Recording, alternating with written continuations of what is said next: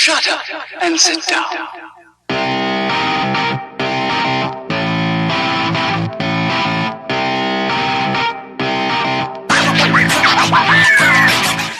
Tennant Creek redefines the definition of shitville.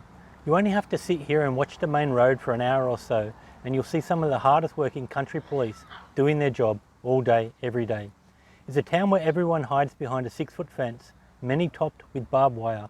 And when you think you've found a little oasis in a neighbourhood full of doom, you peer over the fence and you see they haven't escaped either.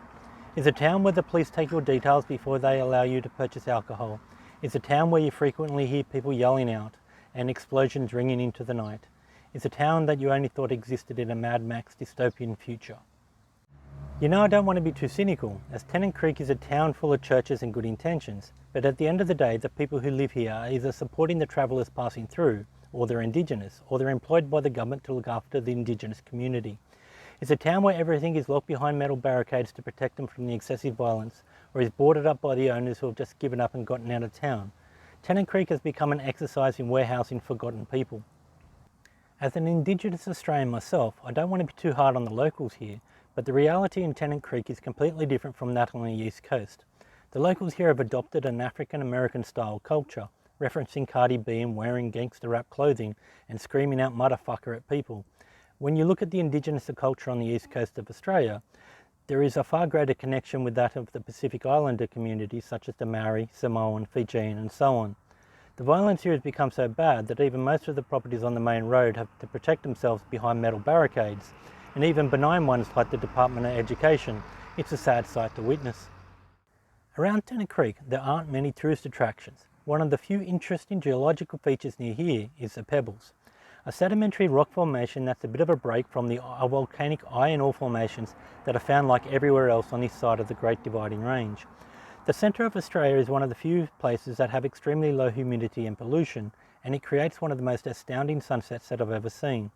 I wanted to try capturing it from the Pebbles, as there aren't many accessible lookouts around here that have an unimpeded view of the horizon.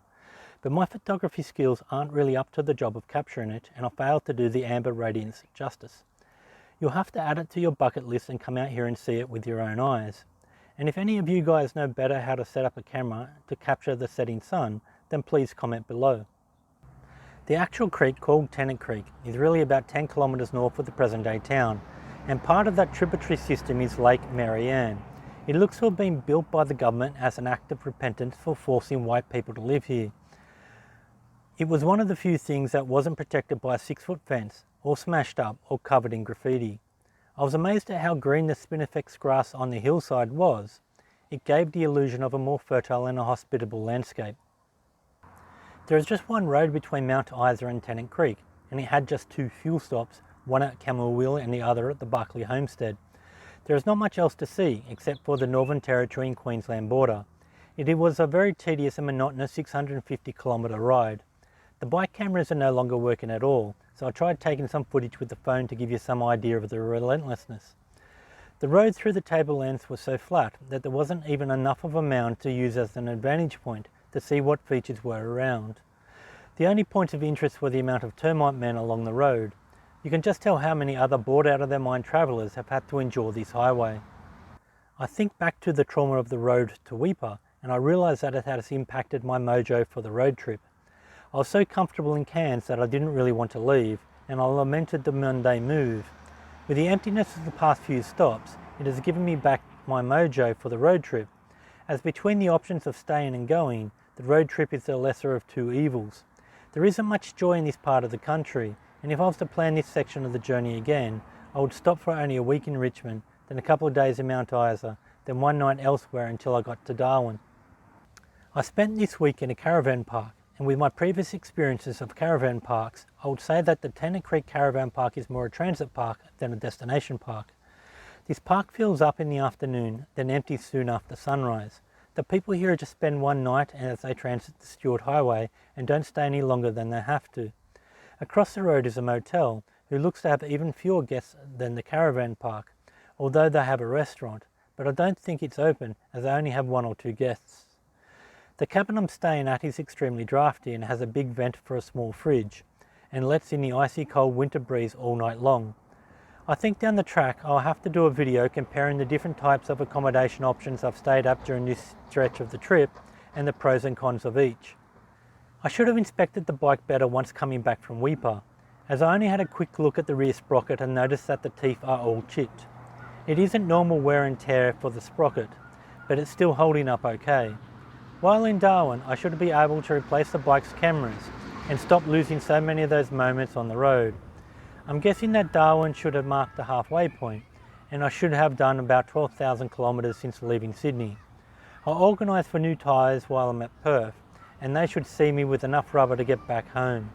I imagine that the road will ease up once I get back to the long east coast suburbia at Adelaide, and the fact that any point after there is only about a day's ride back home. Vodafone roaming is functioning at the moment, but it doesn't provide data. I have to pay an additional $5 per day to use the park's Wi-Fi, and that only allows me one device. I can hotspot the laptop, but Firefox crashes while hotspotting. Also, the metal-cladded cabin interferes with the reception, forcing me to sit outside in the cold to get a strong enough signal. Starlink really would have been useful this week. They have again increased their availability throughout Australia, moving north on the east coast and now cutting off after Mackay, and finally some movement on the west coast and now cutting off further north past Geraldton. The three best things in Tennant Creek are, in reverse order: number 3, Battery Hill, Gold Mining and Heritage Centre. They put a fair effort into showing how early white settlers had to struggle with next to nothing, digging through a mountain of poor quality iron ore in search of gold. I don't think they found much of anything out here, as there's better quality iron ore in the Pilbara. Number 2, the sunset. Without pollution or humidity, the amber glow of the setting sun is just spectacular. It was definitely the highlight of my time here, sitting on a rock in the middle of nowhere and watching a gorgeous sunset, and I had the added bonus of a beautiful white full moon behind. And without doubt, the best thing in Tennant Creek is the Stewart Highway, as it marks the exit. After 3 weeks passing through the Red Centre, getting from the east coast to the north, I will finally be back in the warmth. I used to live in Darwin for about 25 years ago, and it'll be interesting to see just how much the place has changed, and whether I can catch up with some old friends or not. It'll be the longest hop yet, with nearly 1,000 kilometres in a day. I'll try increasing the average speed so I can have enough daylight to stop and have a look around. Gone are the unspeed limited roads. In the Northern Territory, so far all the roads have been limited to 130 kilometres an hour. I remember taking the Camry out to Kakadu National Park and just pegging the accelerator to the floor. The roads are just flat, straight and go on for tens of kilometres or more. The Camry could only manage about 160 kilometres an hour, which isn't much faster than the current speed limit, but the bike is happy to cruise at that speed.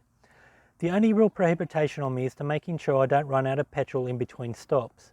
So thanks for following my adventures around Australia. Remember to go out there and do something to enjoy your day.